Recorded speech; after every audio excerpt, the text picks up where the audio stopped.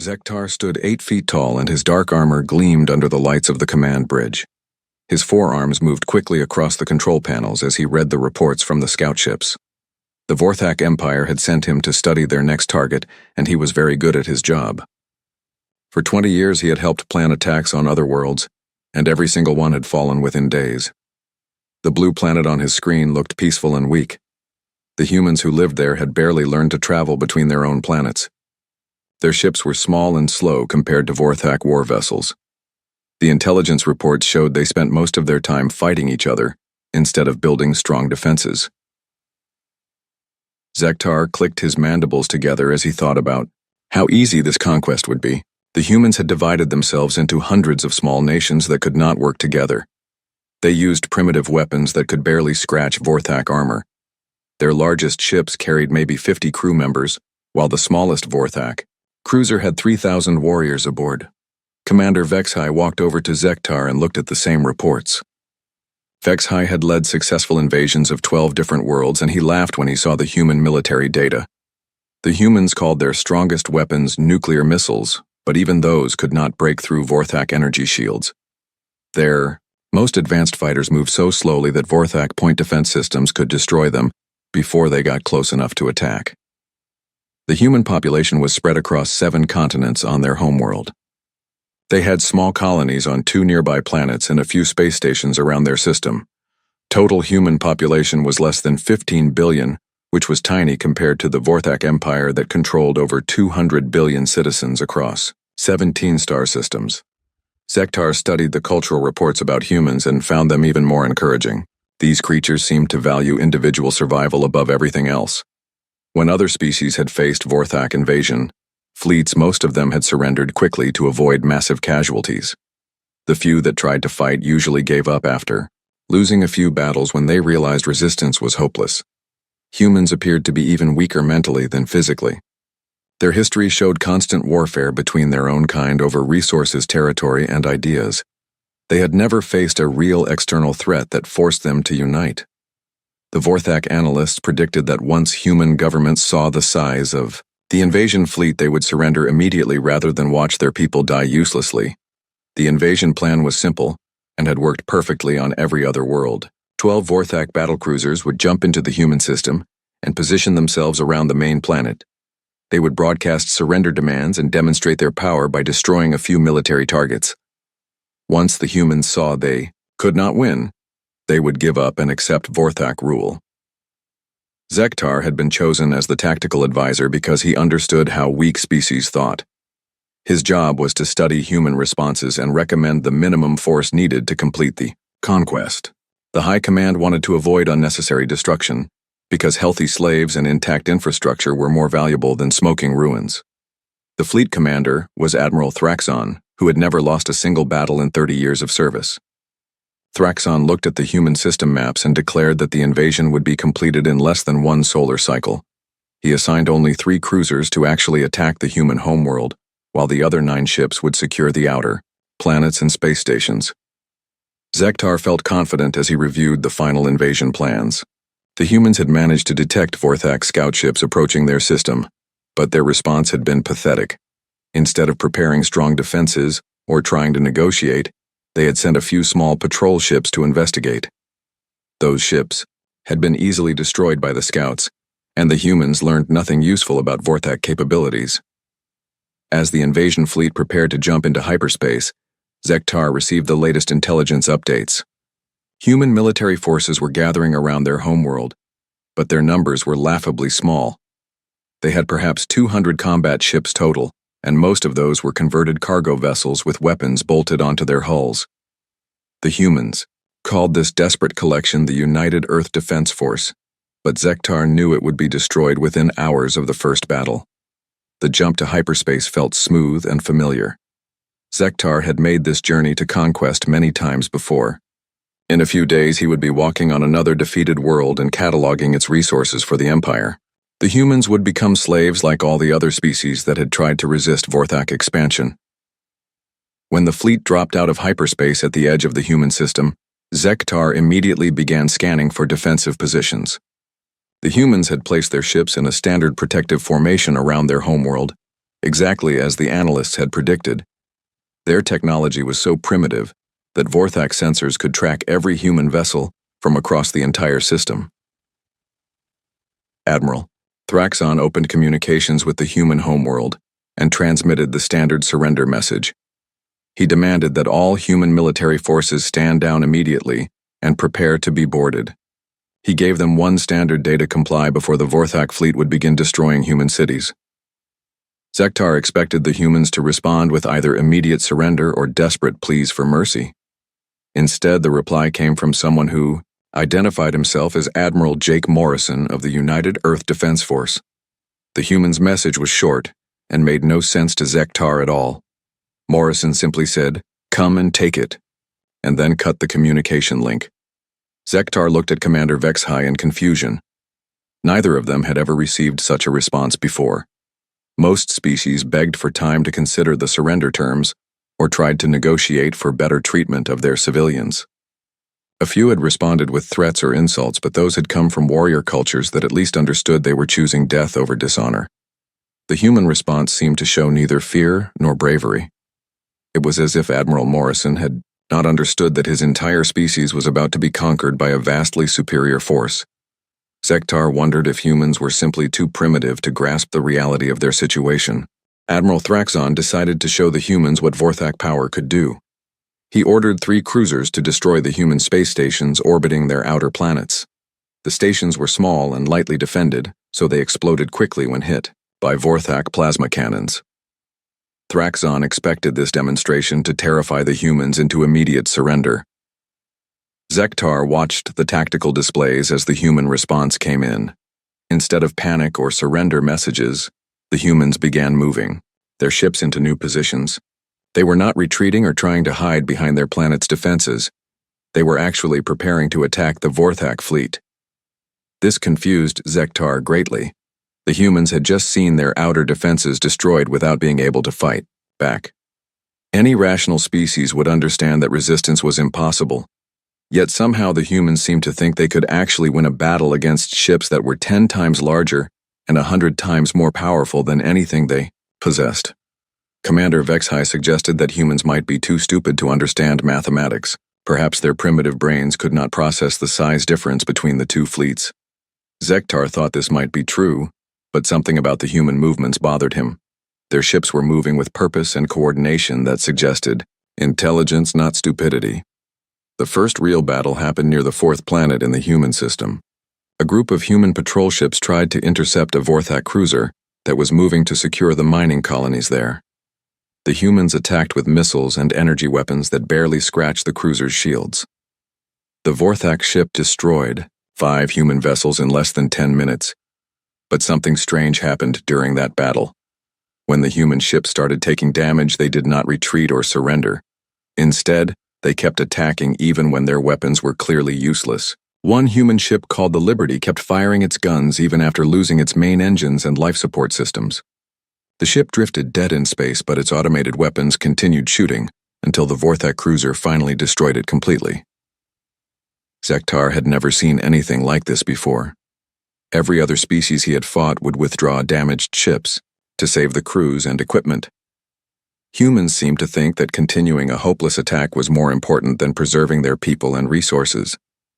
It made no tactical sense at all. The pattern continued as more battles erupted across the human system. Human ships would engage Vorthak forces even when vastly outnumbered and outgunned. They would fight until their vessels were completely destroyed, rather than surrender or retreat when the situation became hopeless. Zektar began to wonder if humans had some kind of mental defect that prevented them from recognizing when they were beaten. Captain Lisa Parker commanded a small human frigate called the Defiance that attacked a Vorthak supply convoy near the system's asteroid belt. Her ship was alone against 3 Vorthak escorts and had no chance of victory. The escorts quickly disabled the Defiance's weapons and engines, leaving it helpless and drifting. Zektar monitored the communications as the Vorthak ships prepared to board the human vessel and capture its crew. Standard procedure was to take prisoners for interrogation and then use them as slaves, but Captain Parker had other plans that made no sense to any Vorthak tactical doctrine. Instead of surrendering, Parker used the Defiance's remaining power to overload its reactor core. She rammed her crippled ship directly into the largest Vorthak escort at maximum speed. The collision destroyed both vessels completely, but also damaged the other two escorts badly enough that they had to retreat for repairs. Zektar stared at the tactical display in shock. Parker had traded one small human ship for significant damage to 3 larger Vorthak vessels. In pure mathematical terms, it was actually a victory for the humans, even though they had lost their ship and crew. But what bothered Zektar was that Parker had chosen this course of action, knowing she would die. Every Vorthak warrior understood that death in battle was honorable, but they also understood that living to fight another day was tactically superior. A warrior who threw away his life uselessly was considered a fool, not a hero. Yet Captain Parker had calculated her attack carefully and achieved real military results through her sacrifice. Similar incidents began happening throughout the human system. Human crews would deliberately destroy their own ships if it meant damaging Vorthak vessels. They would use broken fighters as guided missiles. They would overload power cores to create massive explosions when Vorthak ships came too close.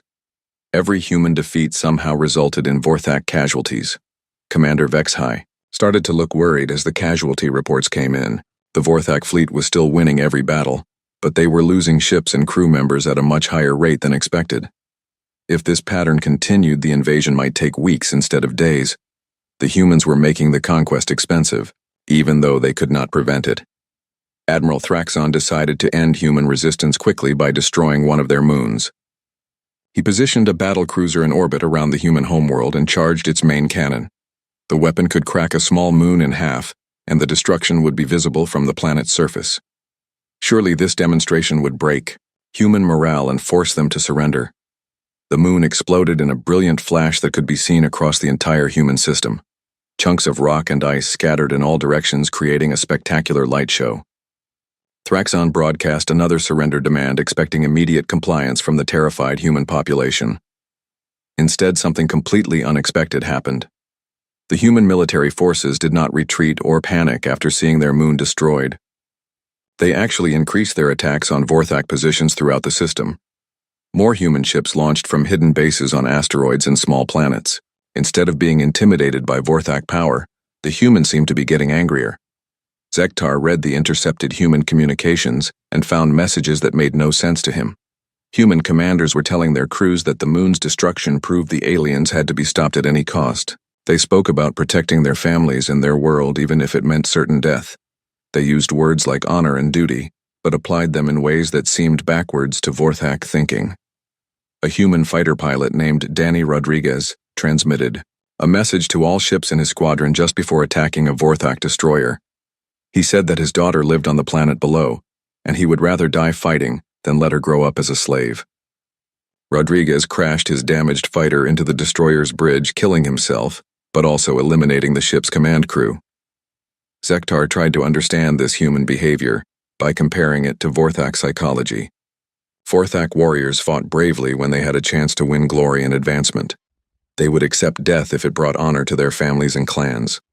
But they would never waste their lives in hopeless gestures that accomplished nothing important. Yet humans seemed to think that dying while fighting was more valuable than living under Vorthak rule. They treated certain death as preferable to possible slavery. This attitude made their tactical decisions unpredictable and dangerous, because they were willing to sacrifice anything to inflict damage on their enemies. Zektar requested permission to study captured human prisoners because their behavior made no sense, according to any tactical manual in the Vorthak database. Admiral Thraxon agreed because understanding enemy psychology was important for future conquests. The Vorthak had encountered 43 different intelligent species and developed techniques for breaking the will of any type of alien mind. The first prisoner brought to Zektar was Sergeant Danny Rodriguez, who had been captured when his boarding party tried to take over a Vorthak supply ship. The attack had failed completely, and most of Rodriguez's team had been killed in the fighting. Rodriguez himself was wounded and had been unconscious for 2 days, while Vorthak medics kept him alive for interrogation.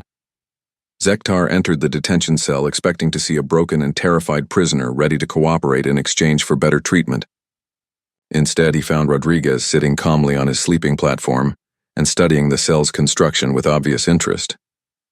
The human looked up when Zektar walked in and showed no fear, despite being faced with a creature twice his size and, obviously built for killing. Rodriguez spoke first, which surprised Zektar because most prisoners waited to be questioned before saying anything. The human asked about the metal composition of Vorthak hull plating and wanted to know how their energy shields worked. He seemed more interested in gathering intelligence than in his own survival. Zektar explained that Rodriguez was in no position to be asking questions. The human was a prisoner of war and would be executed if he did not provide useful information about human military capabilities. Rodriguez listened politely, and then asked if Vorthak body armor was made from the same materials as their ship hulls, because he had noticed some differences in the scanner readings. This conversation continued for hours, with Rodriguez asking technical questions about Vorthak equipment and tactics while completely ignoring threats to his own safety. Zektar had interrogated hundreds of prisoners from dozens of species, and none of them had ever behaved this way. Most prisoners either begged for mercy, or tried to bargain for their lives, or became angry and defiant. Rodriguez seemed genuinely curious about his captors, as if he was conducting research. When Zektar finally managed to ask Rodriguez about human defensive positions, the sergeant provided accurate information without hesitation. He described the locations of hidden bases and the number of ships available to each human commander. But he also asked questions about Vorthak force deployment and seemed to be calculating something in his head. Zektar realized that Rodriguez was treating the interrogation as an information exchange rather than a one-sided questioning session. The human was learning as much about the Vorthak as he was revealing about human capabilities. This had never happened before in any interrogation Zektar had conducted. The next prisoner was pilot Amy Chen, who had been shot down during an attack on a Vorthak cruiser. Chen had ejected from her fighter just before it crashed, but she had been badly burned when Vorthak weapons hit her escape pod. The medical team said she would recover, but she was in considerable pain. Chen's behavior was similar to Rodriguez's, but even more disturbing to Zektar. She asked detailed questions about Vorthak flight patterns and wanted to know how their targeting systems worked. When Zektar told her that providing such information would help humans kill more Vorthak soldiers, Chen smiled and said that was exactly what she hoped to accomplish. Zektar had never encountered a prisoner who openly admitted to planning more attacks against their captors. Every other species tried to convince the Vorthak that they would be cooperative and peaceful if allowed to live. Chen seemed to think that her capture was just a temporary setback, and she would eventually escape to rejoin the fighting.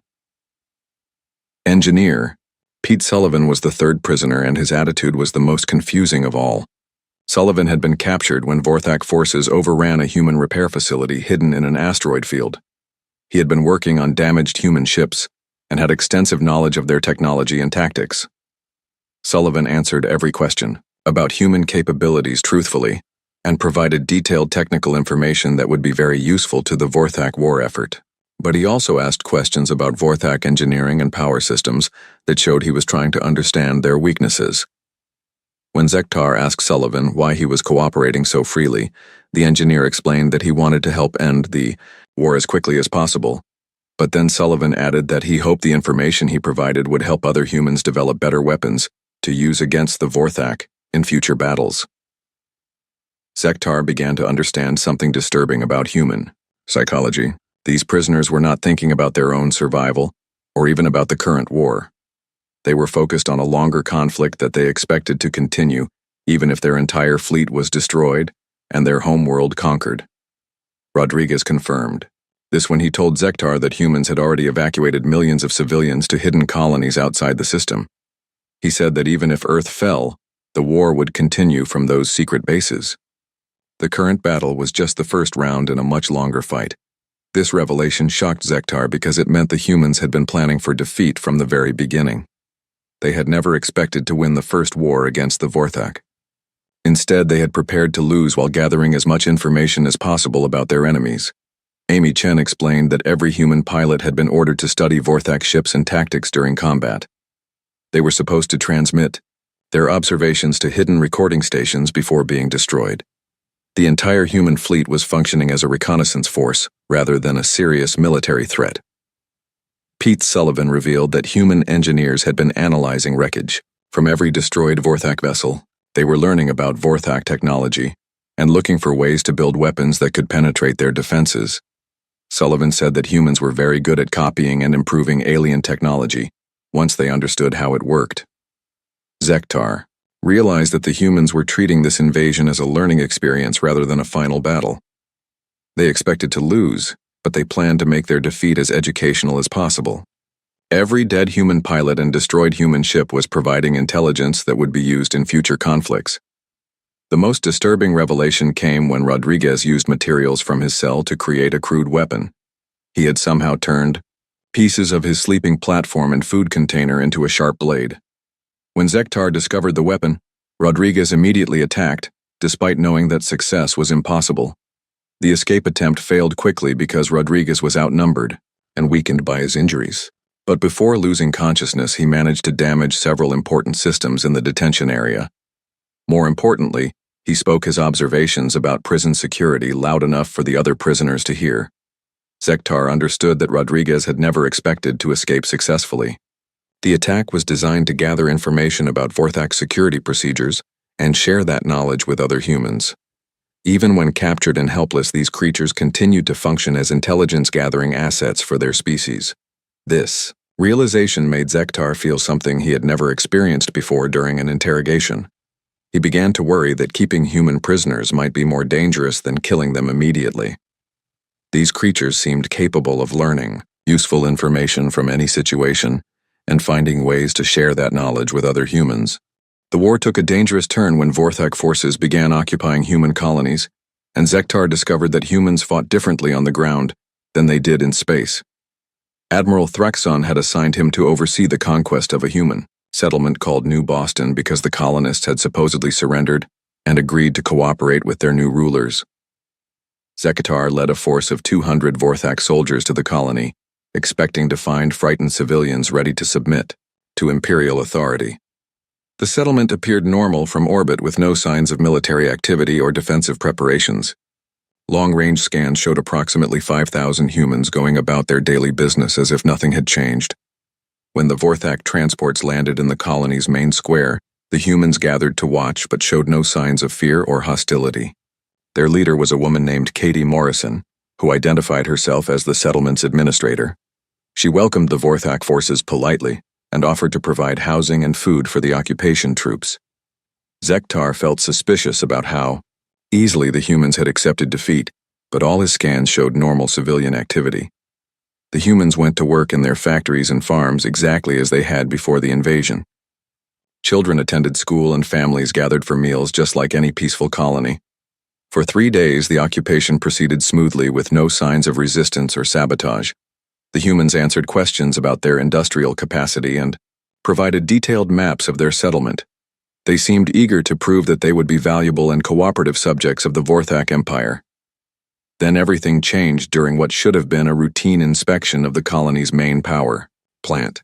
Zektar was examining the facility with a team of engineers when Katie Morrison appeared with a group of civilians who claimed they wanted to show the Vorthak some interesting features of their technology. Morrison led them deeper into the power complex while explaining how the humans had modified standard fusion reactors to work more efficiently. She pointed out various improvements and modifications that might be useful for Vorthak engineering projects. The tour seemed educational and harmless until Morrison stopped in front of a control panel and smiled. She told Zektar that the humans had made one very important modification to their power plant that the Vorthak engineers might want to study carefully. Then she pressed a button that started a chain reaction throughout the entire colony. Every building and every piece of equipment began exploding in a carefully coordinated sequence. Zektar realized that the entire settlement had been converted into a massive trap designed to destroy the occupation force. The humans had spent 3 days moving explosives into position while pretending to cooperate with their conquerors. Morrison and her people had been planning this attack since before the Vorthak ships had even landed. The explosions continued for several minutes, as the colonists systematically destroyed everything they had built over many years. Factories, workshops, homes, schools, and even playgrounds erupted in flames as the humans eliminated anything that might be useful to their enemies. They were willing to destroy their own civilization, rather than let the Vorthak benefit from their labor. Zektar managed to reach his transport ship as buildings collapsed around him, but many of his soldiers were trapped in the underground tunnels that connected the colony's major structures. The humans had turned their own sewer and utility systems into death traps that buried Vorthak troops under tons of rubble. Katie Morrison was killed in the first explosion, along with most of the other colonists. But her final transmission was broadcast to every human settlement in the system. She told them that cooperation with the Vorthak was impossible, and that resistance was the only acceptable response to invasion. Her last words were tactical advice about how to set up similar traps in other colonies. This pattern repeated itself across dozens of human settlements, as Zektar realized that every act of surrender had been a deception. The humans were using their own civilians as weapons against the occupation forces. They would pretend to cooperate, while secretly preparing devastating attacks that destroyed both the colonists and their Vorthak overseers. The psychological impact on Vorthak soldiers became severe as they realized that every human interaction might be a trap. Simple requests for food or medical supplies could be attempts to poison Vorthak troops. Offers to share information about local conditions might be designed to lead soldiers into ambush sites. A human teacher named Rick Taylor managed to infiltrate Zektar's own command ship by hiding among a group of refugees who claimed they wanted to escape from their fanatical neighbors. Taylor spent 2 weeks pretending to be grateful for Vorthak protection, while secretly studying the ship's security systems and gathering intelligence about Vorthak command procedures. When Taylor finally revealed himself, he did not attempt to destroy the ship or capture important prisoners. Instead, he planted listening devices throughout the vessel and downloaded critical information about Vorthak military communications. He left behind a note that said humans were learning everything about Vorthak tactics and would use that knowledge in future battles. Taylor's escape was even more disturbing than his infiltration because it showed how thoroughly the humans had studied their enemies. He avoided every security checkpoint and evaded every tracking system by using techniques that demonstrated detailed knowledge of Vorthak procedures. The humans had learned to think like their captors. Zektar began to understand that the entire human population was functioning as a military intelligence network. Civilians were gathering information about Vorthak equipment and tactics then, transmitting that data to hidden bases throughout the galaxy. Every human who died in the fighting took valuable intelligence about their enemies with them to their graves. The final shock came when Zektar discovered that human children were being used as intelligence assets. A group of young humans at a school had been systematically studying Vorthak soldiers and recording their observations about alien behavior and technology. The children had learned to identify different types of Vorthak equipment and could predict their tactical responses. When Vorthak forces raided the school, they found detailed drawings and notes that showed the children understood military concepts that most adult civilians would never comprehend. The students had been trained to observe and analyze everything about their occupiers while pretending to be harmless and innocent. Zektar realized that humanity was fighting a war unlike anything in Vorthak experience. They were not trying to win individual battles or hold specific territory. Instead, they were conducting a systematic intelligence-gathering operation that turned every human interaction into a learning opportunity. Every conversation with a Vorthak soldier provided information about alien psychology. Every destroyed human settlement revealed new data about Vorthak weapons and tactics. Every captured human prisoner became a source of intelligence about enemy procedures and weaknesses. The humans had transformed their entire species into a weapon, designed to study and ultimately defeat their conquerors. They were willing to sacrifice countless lives and destroy their own civilization if it meant learning enough about the Vorthak to ensure victory in future conflicts. For the first time in his military career, Zektar began to feel afraid of an enemy species. The humans were not stronger or more advanced than the Vorthak, but they were something far more dangerous. They were a race of creatures who treated learning about their enemies as more important than their own survival.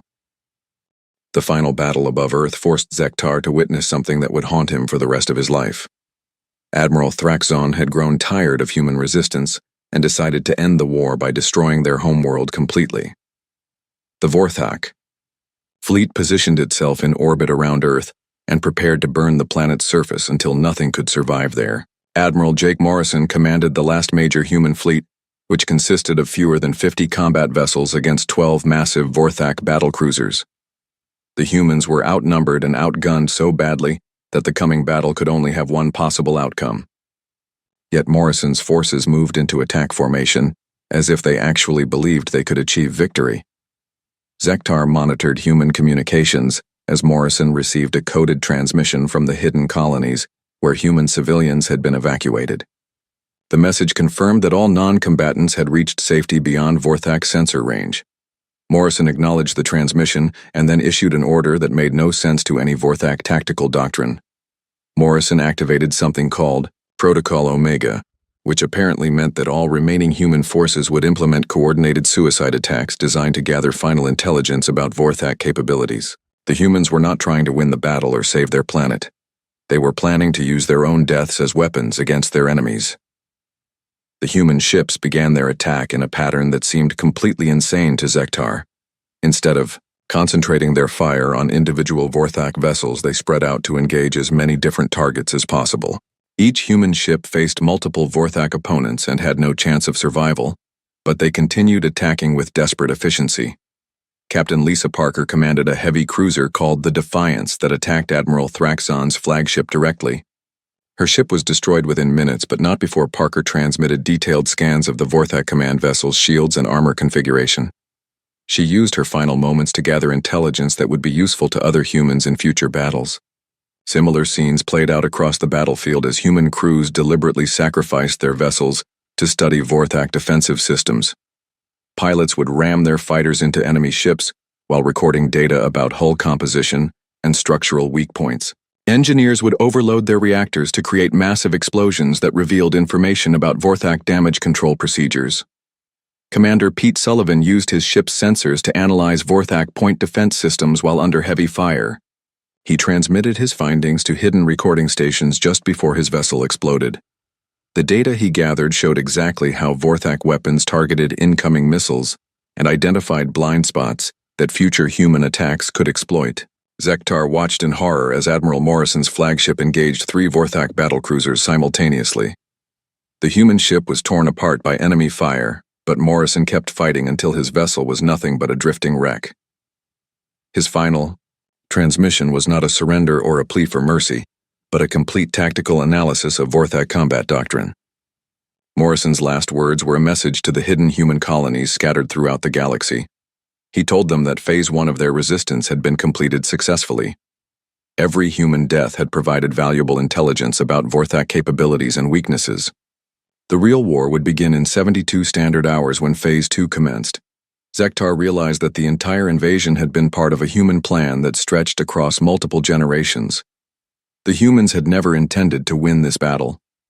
They had designed their defeat to be as educational as possible, so that future human forces would know exactly how to destroy the Vorthak Empire. Every human pilot who died transmitted targeting data for Vorthak ships.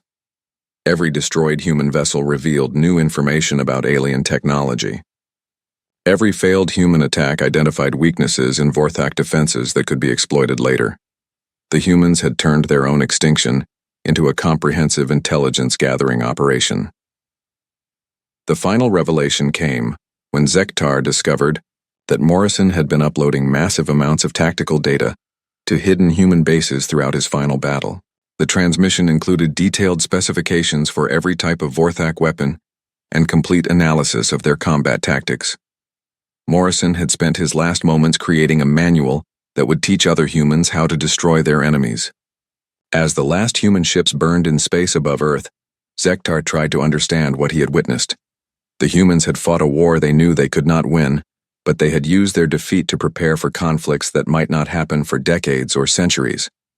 They thought about warfare in terms of generations rather than individual battles. Admiral Thraxon declared victory and prepared to claim Earth as another conquered world. But Zektar felt deeply troubled by what the humans had accomplished.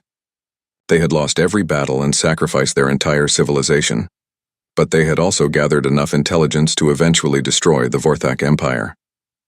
Zektar spent the following days studying the intercepted human transmissions and realized that humanity's real strength was not their technology or their courage, it was their ability to learn from defeat and share that knowledge with future generations. They treated every disaster as a learning opportunity and every death as an investment in eventual victory. The humans had scattered hidden colonies across dozens of star systems that the Vorthak had never detected.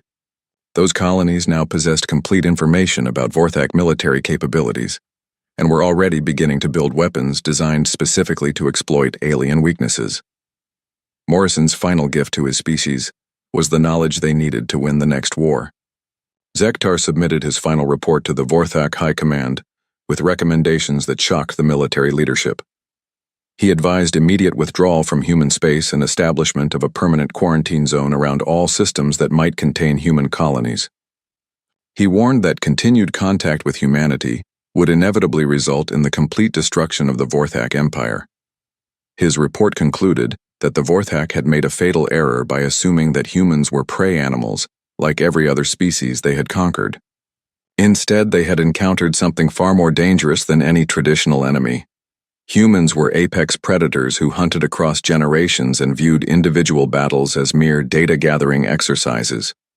Zektar's final observation was that, somewhere in the darkness of space, human colonies were already preparing the weapons and tactics that would destroy every Vorthak world. The humans were not mourning their defeat or planning revenge. They were simply continuing their research into the most effective methods for eliminating their enemies. He wrote that he had learned what real fear was, and it was the knowledge that a species existed that could turn any defeat into future victory through systematic intelligence gathering and generational planning. The humans would return someday with perfect knowledge of Vorthak weaknesses, and when that happened, the Empire would fall. The Vorthak High Command accepted Zektar's recommendations and ordered the immediate evacuation of all forces from human space. For the first time in their history, the Vorthak Empire retreated from a conquered system and warned other galactic civilizations to avoid contact with the species known as humanity.